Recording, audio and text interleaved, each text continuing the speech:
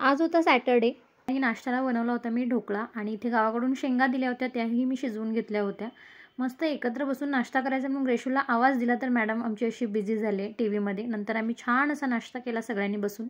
तर आत्ता वाजलेत 1 आणि माझी घरातली सगळी कामं झालेली आहेत. फक्त मला आता किचनवरचं आवरायचं आहे. ते पण फोन आला म्हणून राहून गेलं, नंतर तेही आवरून झालं असतं. हा सगळा पसारा आहे. स्वयंपाक माझा सकाळी लवकर झाला होता. फक्त चपाती तेवढं मी आत्ता बनवल्या. आता येतील हे अर्ध्या तासामध्ये. तर गरम गरम राहतील डब्यामध्ये म्हणून मी आत्ता बनवल्या. आता फक्त हा पसारा आवरायचा जो की मला खूप कंटाळा आला आहे. पण आवरणं तर भाग आहे आपल्याला, ते नाही म्हणून चालणार नाही आहे. आणि काल मुंबईला जाऊन आल्यापासून इतका थकवा येतोय ना, काहीच करावंसं वाटत नाही. अजूनही अंगातला तो थकवा जात नाही आहे. प्रवास खूप हेक्टिक झाला. जायचं अगदी तासाभरात ठरलं. परत रिटर्न यायचं होतं आम्हाला लवकर, त्यामुळे तेव्हाच्या तेव्हा निघणं गरजेचं होतं. गेलो आणि दिवसभर जी कामं होती ती झाली आणि लगेच संध्याकाळी आम्ही रिटर्न आलो आणि आम्हाला अजिबात रिझर्वेशन करता आलं नाही, कारण तेवढा टाईमच नव्हता आमच्याकडे. जनरलनी एवढा प्रवास, जायचे 12 तास, यायचे 12 तास, 24 तासाचा प्रवास झाला बॅक टू बॅक. गेल्यानंतरही आराम नाही जरासुद्धा. सो खूप जास्त हेक्टिक झाल्या सगळ्या गोष्टी. आल्यानंतर घरातली कामं, बाकीच्या सगळ्या गोष्टी, हे सगळं कंटाळा. आताच ग्रीष्म सुट्टी आहे म्हणून बरं आहे. थोडं सकाळी निवांत उठली मी 7:30 पर्यंत, कारण रोज नेहमी लवकर उठणं होतं माझं ग्रीष्मच्या स्कूलसाठी. पण आज मी 7:30 वाजता उठली. झोप पण छान झाली माझी रात्री. पण असं झालं की ना, तो थकवा अजूनही जात नाही आहे. तर आताही मी पटकन आवरून घेते. सकाळी नाश्त्याला ढोकळा बनवला होता. जेवणाला आता चपाती, मुगाची भाजी, भात आणि वरण बनवलं आहे मी. तर तेच असणार आहे जेवण. तर चला आता पटकन ही मी भांडी वगैरे घासून घेते. मला मग ब्लाऊज शिवायचे आहेत 2, मम्मीचा 1 आणि माझे 2 ब्लाऊज शिवायचे आहेत. माझे काही ड्रेसेस मी काल घेऊन आलेले आहे मुंबईवरून, ते अल्टर करायचे आहेत. ग्रेशूचे पण अल्टर करायचे ड्रेस. मला बघू कधी बसणं होते मशीनवर. त्याला ऑइलिंग पण केलेलं नाही. आता खूप दिवस झाले त्याच्याकडे बघितलं नाही. जवळजवळ 15-20 दिवस झाले मी अजिबात मशीनवर बसलेली नाही आहे. तर तेही मला बघावं लागणार आहे. आणि ऊन इतकं भयानक पडले ना बाहेर की विचारू नका. असं बघवतसुद्धा नाही आहे बाहेर, इतकं भयानक ऊन पडले. आणि ग्रेशू खाली खेळते आता.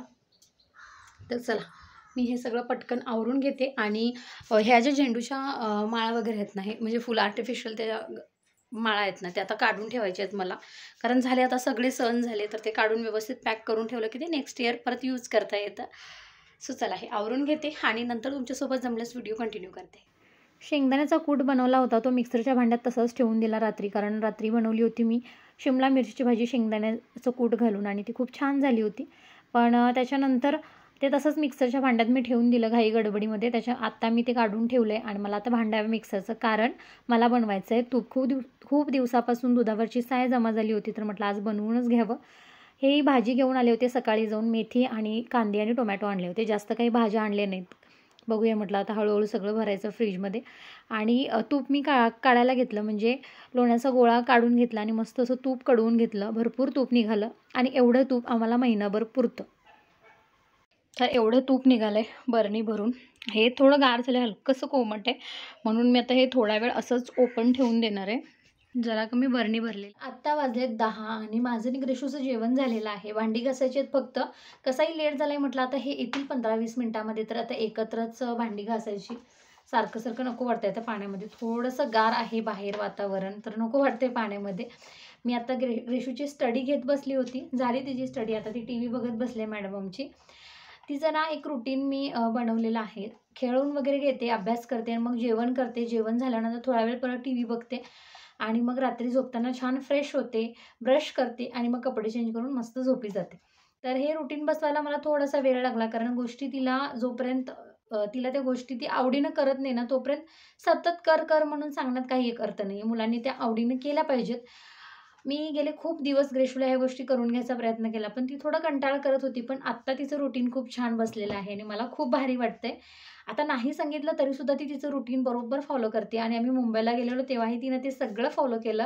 अजिबात त्रास दिला नाही आहे तिच्या आजीला. तर हे ऐकून पण खूप भारी वाटलं. तर चला आणखीन एक गोष्ट, ग्रेशूला कितीही वेळ झाला, म्हणजे मी किती कामात बिझी असेल, अगदी खूप कामं असतील किंवा काही इमर्जन्सी असेल, तर मात्र मी ग्रेशूची स्टडी थोडंसं स्किप करते. नाहीतर एरवी असं अजिबात करत नाही. म्हणजे सॅटर्डेचा एक दिवस मी तिला थोडं देते, ऑफ देते, कारण तीही कंटाळलेली असते. पण बाकीच्या दिवशी तिचा अभ्यास मी पूर्ण घेते. कितीही वेळ होऊ देत, 10, 11, 12 वाजू देत, पण मी ॲटलीस्ट 10 मिनिटं तरी तिचा अभ्यास घेते आणि मगच तिला झोपायला देते. नाहीतर काय होतं, तिला सवय एकदा लागली ना अभ्यासाला, दांडी मारायची, मग ती तशीच करते. आणि मुलांना आपण ते वळण लावलं पाहिजेत अभ्यासाचं. खूप छान सवयी आहेत तिला अभ्यासाच्या. आता थोड्याशा बदललेत त्या. रुटीन तिचं. नाहीतर पहिला ती ना बरोबर 7 वाजता अभ्यासाला बसायची आणि न सांगता बसत होती. आता थोडंसं सांगावं लागते, "बस गं अभ्यासाला" म्हणून. नंतर बसते, पण एकदा बसली की खूप छान अभ्यास करून उठते ती.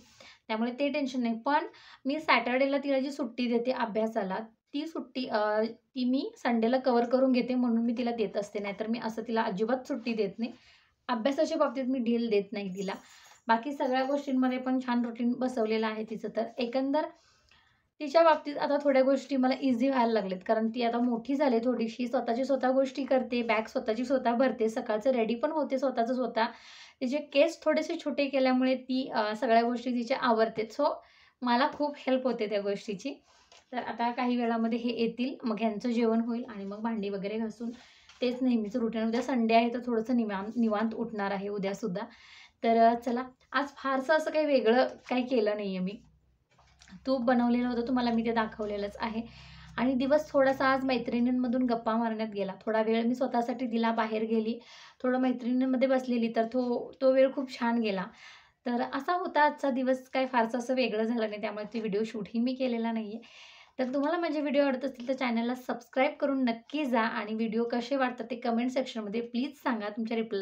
तुमच्या कमेंट्सची खरंच गरज आहे. So bye bye.